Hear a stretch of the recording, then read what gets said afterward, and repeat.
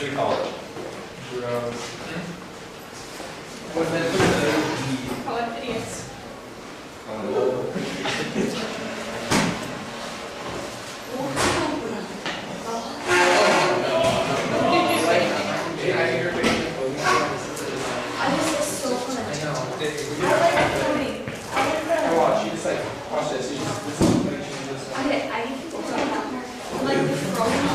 That was so much fun.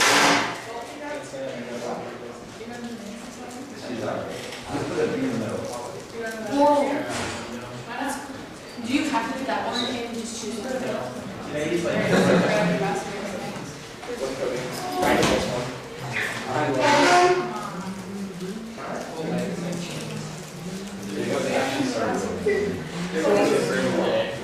If you would work it, like when that case goes to work, you get to have the practice. Are you on the game? Yeah, I'm driving. You're scrolling.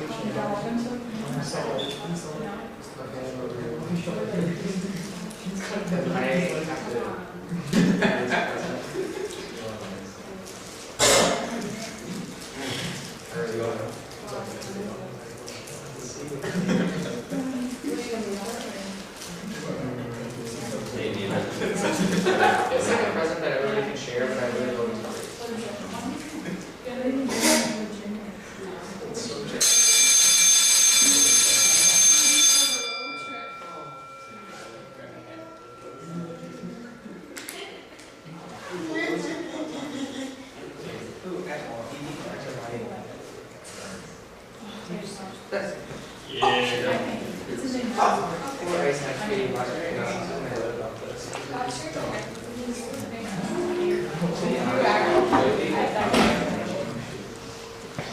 All right, folks, welcome.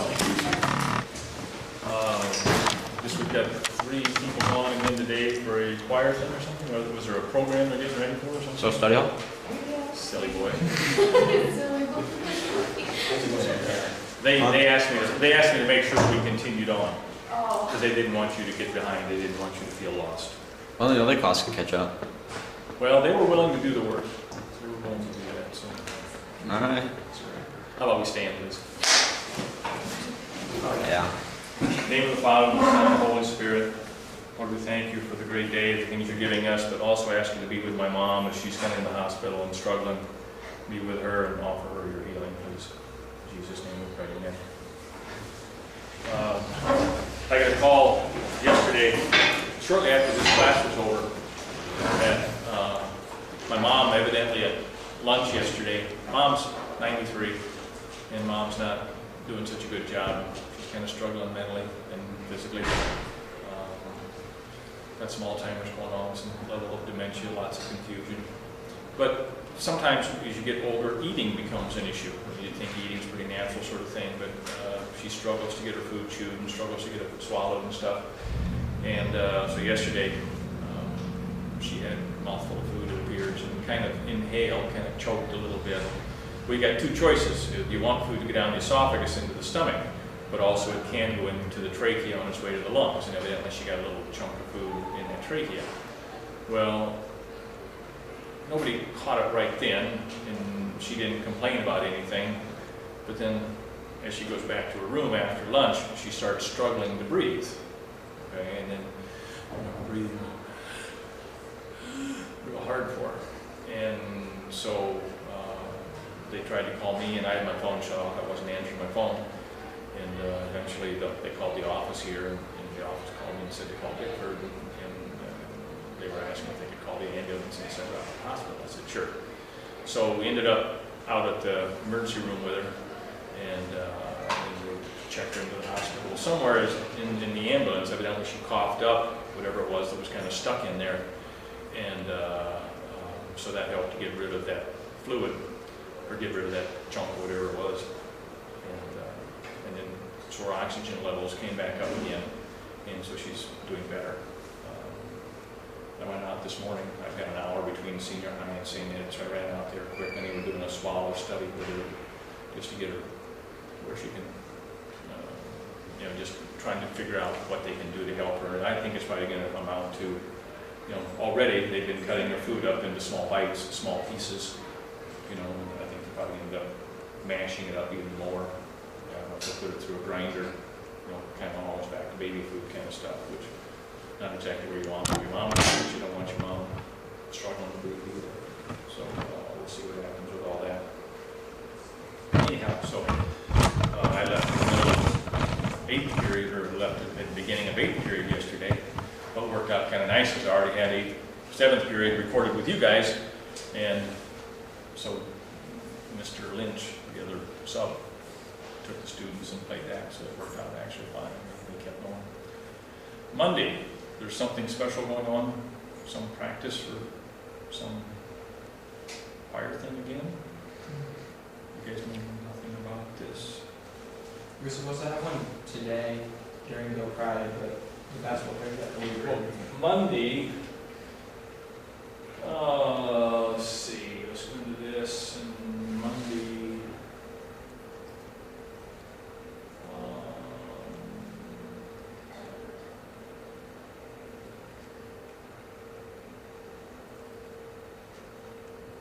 Monday, 3rd and 7th period are flipped.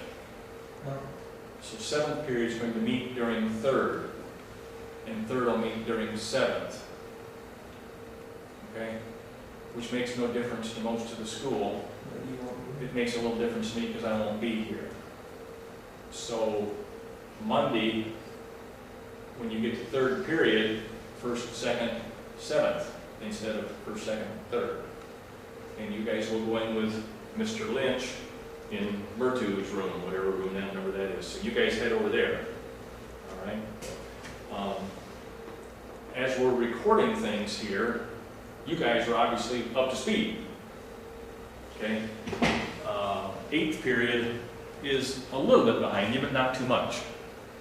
And 5th period is about a half hour behind you. Okay? So we'll probably do some of that catching up on Monday. Maybe we'll get everybody back to the same point again on Monday. I've not sat down and figured out, I can't wrap my brain around exactly what I'm going to do and how we're in the switching periods and how we're going to get everybody up to speed, because I'm used to recording you guys. Monday I'll probably have to record 8th period, because that's the only biology class I'll see. And then I'll probably play that back to 5th period, Tuesday, and Mr. Lynch will teach you guys. So I think it'll work. I'm not sure, but I think it'll work. Okay?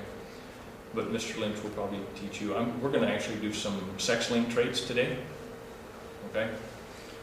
And I'll probably talk about color blindness for much of the period today. And then I think Mr. Lynch will probably cover a couple other sex-linked traits with you guys.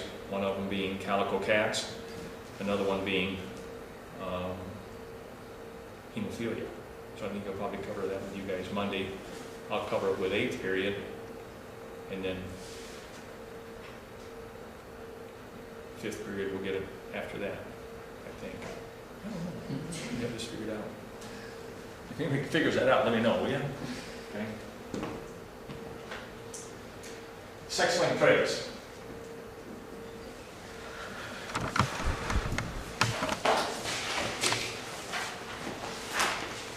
Oops, I wasn't going to use red. Sorry, Mr. Beard, didn't mean to use red. Sex-linked traits. As we said yesterday, girls,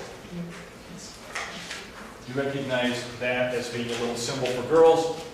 You recognize that as a symbol for boys. Have you seen those before? Yeah. Yes. This is a girl, that's a boy? All right. Girls, you have 2 X chromosomes that are nice long chromosomes. Boys, you have 1 X chromosome and 1 Y chromosome, and the Y chromosome is a short one. Which means that as we're talking about sex-linked traits, these are traits that are carried on this part of the X chromosome.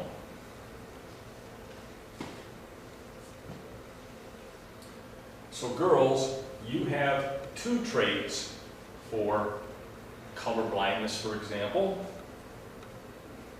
Boys, you only have one trait for color blindness, for example. Okay? Anybody in here colorblind? Bonus. That's right, we talked about that. People started picking on you yet? No. Haven't they? Yeah, we will. How's that? Okay, I will here. What does color blindness look like? Okay? All right. Color blindness is a sex-linked recessive trait. There are different types of color blindness. Okay?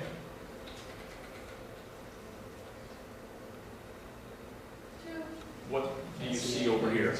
2. What do you see, Jake? Nothing. Nothing. Jake sees this or this. I don't know which type of color blindness he is, but he sees either this or this. Okay. I don't know. What do you see, Jake? 7. You see this? You see the 7? Slightly. Can you see anything? Only because I said it. Okay. Can I do it this time, guys? Pardon? Is that an 8? Kinda? What is it? Kinda not? It's okay. Now, this doesn't make you 2 stupid. again? It doesn't make you any of those kinds of things. Yeah, people with normal vision see a 2 right there. Idiot. And Yep. there's another 7. Okay? Jake, do you see a lot of difference between this balloon and this balloon in terms of colors? No. He does not. Aren't they the same? Okay? You're the same. You're kind of hardcore, by the way. You're kind of hardcore colorblind. Yeah. It's Okay. really bad. Because the rest of us see a fairly major difference here to here. Now, my son's colorblind, guys. Okay, and we'll talk about the genetics of it. And my son-in-law is colorblind, which means there's some kind of unique things could happen in our family, as my daughter right now is pregnant. We were talking about this at supper the other night, and so I'll show you a game she was playing with a little one. But my son's colorblind. When did you find out you were colorblind?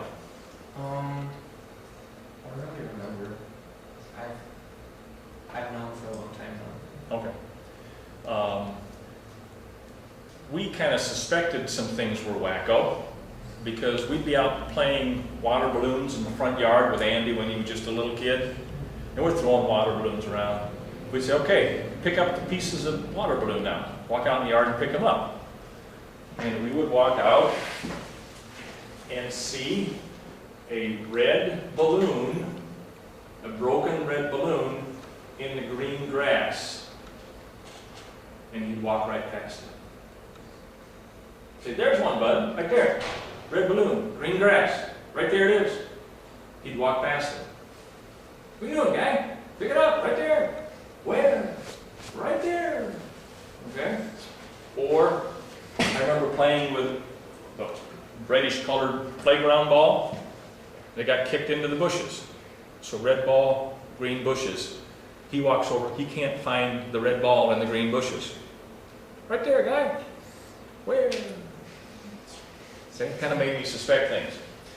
When we were little, when he was little, we're out fishing, and I'm putting the boat in the water out of Kennedy, and he's running up the shore catching frogs. He's probably 7, 8 years old. He comes back with a frog, a normal green frog. And he said, why is this frog so bloody? I said, it's not. Yeah, it is, it's all bloody. And whatever color he sees when he sees blood is the same color of a green frog. All right, so he goes to school. And you remember first grade, kindergarten, whatever it was, you did your math. And if the answer was 1, you were supposed to color it red. And if the answer's 2, you color it green. And if it's 3, you color it yellow or something. When you end up, there's a stained glass picture there. So you did your math by doing all these coloring things. And so he comes home, he's got his math wrong. What are you doing, guy? Oh. I said, 1 + 1 is 2. Yeah. Well, if it's 2, you're supposed to color it red. I did. That's red? Yeah. Okay. We knew we had a problem. So, I brought home, they make a book that does basically the same kind of thing with the numbers in circles. And to be real honest with you, to help you out here just a little bit, these things are better on my monitor than they are up there. It's a little bit clearer on the monitor. Okay? But I took this book home and I said, Andy, do you see a number? No. Okay, next page. You see a number? No. And his sister's in the back wall. You know? And you see a number? And he figured out there's supposed to be numbers. He said, yes. What number do you see? 6. He's making up numbers. Okay? He's making up numbers now, you know. Yeah, that's really neat. And all right. Can you do anything about it? No. No, you can't. Can't do anything about it. Got you going over there? Okay. And are you colorblind, by the way? Are you hiding from us? Is he colorblind? No, it's... All right. That's all right. That's all right. So he, what, you know, who picks out your clothes for you if you want to go someplace fancy? You pick out your own clothes? Well, I remember, like, I went to Duncan, so Okay. like, I didn't have to wear a uniform. Right. A lot of the time, Mom would tell me to go back and change because it was in match. Yeah. That was sad. You know, Andy's wardrobe well, still is, basically jeans and t-shirts, you know. He doesn't have to dress up for work or anything, you know, but, so jeans and t-shirts, and you can't hardly screw that up, you know. But he has learned very quickly that if he's going to someplace fancy, you know, high school, if he's going to homecoming or something, he'd either take his mom or his girlfriend along to pick out his clothes. And they'd say, wear this shirt and this pair of pants and this tie, and don't ever mix them up. You know, and of course his thinking is he's normal and the rest of us are wrong. Now, could you argue that? Who says what's normal? Yellow peas are dominant. Are yellow peas normal? They could be if we got used to eating them. What if you're You know. all... So his stance is that he's normal, the rest of us are wrong. My roommate in college was colorblind, and we used to tease him unmercifully about being colorblind. He couldn't tell when to stop eating watermelon, the red versus the green. All those. Not that bad. Okay, but we used to tease him about that. I remember walking out of the library one night, going to a parking lot full of cars. And Jim's walking toward the wrong car. It's the right model, the wrong color. You say, Jim, that's not our car. I don't trust you guys. Jim, that's not our car. And he probably had good reason not to trust us. Okay? But so he gets into this wrong colored car, opens the door. Whose stuff's in our car? That's not our car, Jim. You know? And so he struggled with that kind of stuff. I can tell you many colorblind stories, but Andy, there's your street lights on the right.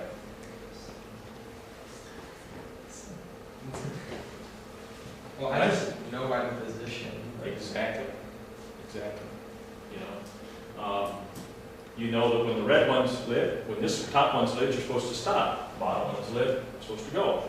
I remember riding up north up 15th Street one time with Andy. It's been some years ago. They've changed lights since then. But he said, why did they make the stop lights the same color as the street lights? He said, why are they all the same color? He said, they're not.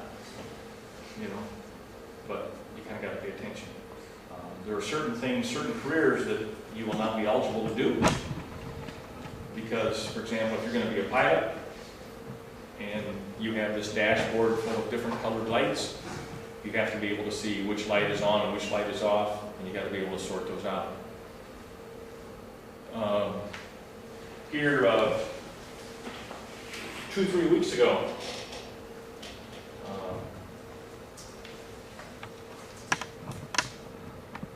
the NFL is coming out with some new jerseys, and who was it? The Jets playing Chargers, and who that is? Bills. Okay, yeah, Buffalo, yes. And so you had your red jerseys, and you had your green jerseys. Except if you were colorblind,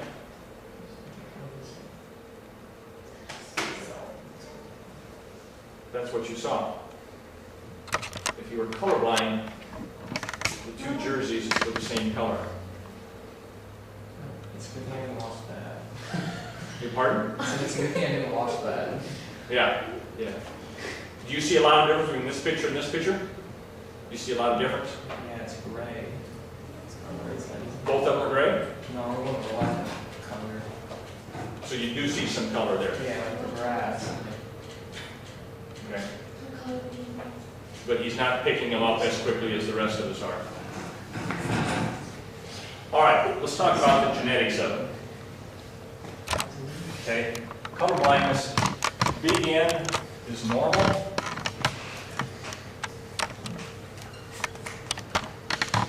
Small n is colorblind. Okay? And so your choices, a male, or excuse me, a female, can be big N, which would make her what? Homozygous dominant, and her phenotype is normal. A female could be big N, little n, heterozygous, and be normal, and she's a carrier. She's carrying a gene for color blindness, but she herself is normal. A female could be little n, which is colorblind.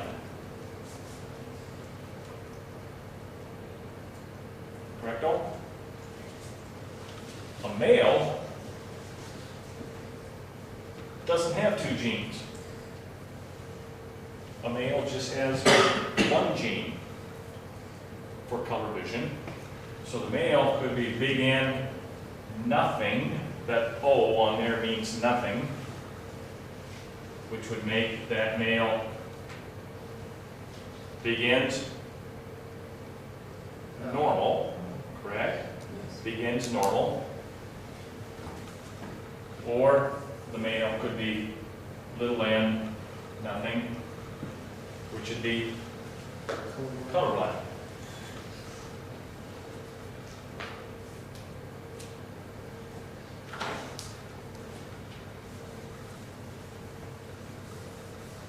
So, my vision's normal. What's my genotype? And in color vision, color blindness, for a male, you only use one trait. So I am big N, O. That's me. My wife is obviously a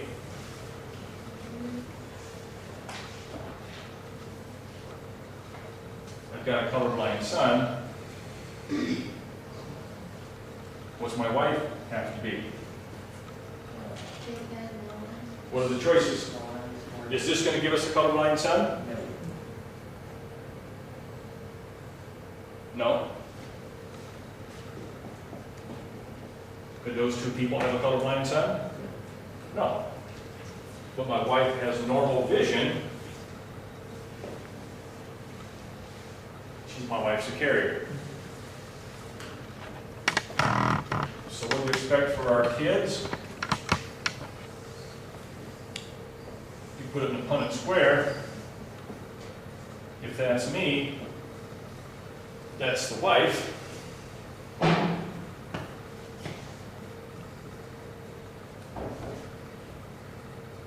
What's the phenotype of this person? Normal. Male or female? Why is it female? Has two genes. Has two alleles, two genes. Right? When you're talking color blindness, that's a female. What's that? A female that's a carrier. What's that? And male that's normal. And colorblind male. So what we would expect is that half of our sons, there's our sons, we would expect that half of our sons would be normal and half of our sons would be colorblind. Correcto? And if we only have one son, that's him. Okay. You hear how it says that colorblindness sometimes skips a generation? In this case it did, because did the colorblindness come from my side of the family? No, it came from her dad. It had to come from her side somewhere. She had to get a little n from somewhere up there. Now, do we know we have two daughters? Might they both be this? Yes.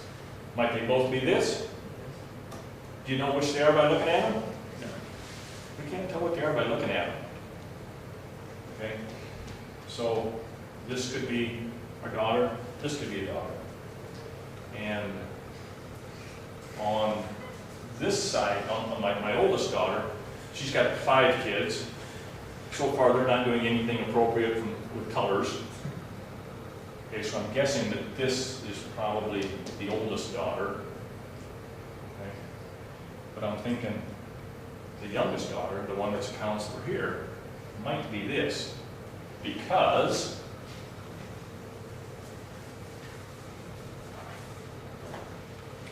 her husband, Nick, is colorblind. If she's a carrier, what might they expect for kids? Okay, do it.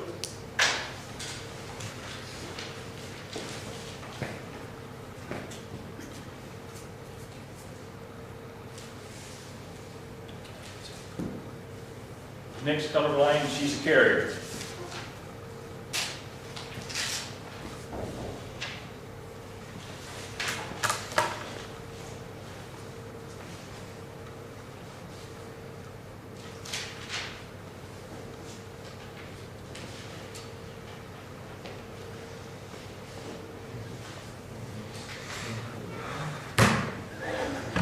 I hate doing this. She's a carrier. She's really always goes in front where. I gotta talk to teachers about how I'm doing or something like that. I don't care. She like checks my grades all the time. She gets like notifications on her phone.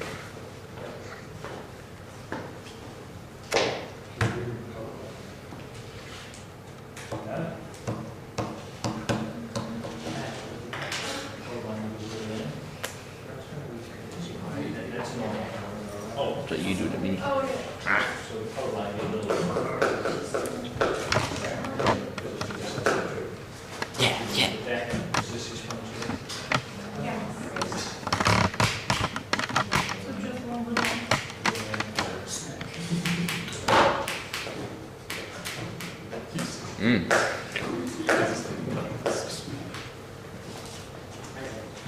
All right, so if in fact she's a carrier, and it makes her little n, or big N little n, excuse me, it makes my son-in-law little n O. Now we cross those.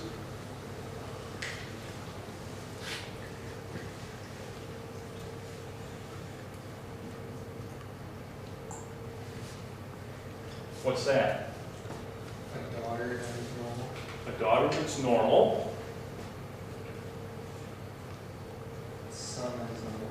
A son that's normal, Colorblind daughter. a colorblind daughter, Colorblind son. and a colorblind son.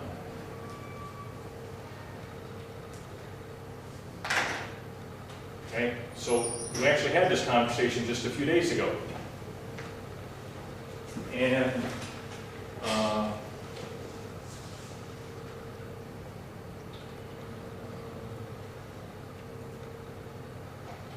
colorblind test for children.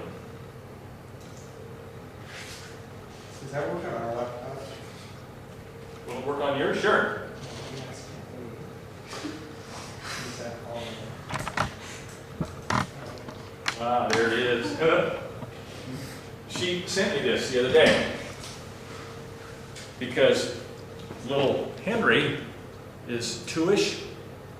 So how do you ask Henry if he sees any numbers? Kind of hard to do. So what she said is, Henry, do you see any animals? Henry said. He said he saw one, but not the others. Okay? But I don't. And again, they're showing up a lot better on my laptop than they are up there. But there's a deer right here. That's what I said. There's a bear or something up here. There's a bunny down here. I don't know what this thing is. It's a squirrel. Squirrel, that's a squirrel, I guess, over there. And he saw one or two and didn't see the others. Which means that would be him. So if in fact they have a colorblind son, then that means she is a carrier, right? Well, the way they got a colorblind son, which means she's pregnant right now, they have 2 boys, she's kind of hoping for a girl. But if it is a girl, what? 50-50 chance of that girl being colorblind. Now, is that so cool, maybe? Pretty cool. It's very hard. To a science teacher, that's extremely cool. But to that girl, that may not be so cool. Okay? By the way, it depends on which degree you're talking about 6% of males are colorblind, about 1 out of every 20, kind of. So it's not that uncommon for males at all. Girls, it's like 0.6%, like 6 out of 1,000.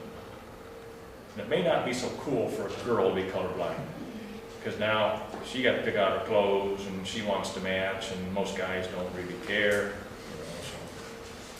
How's that sound? Does that make sense, kind of?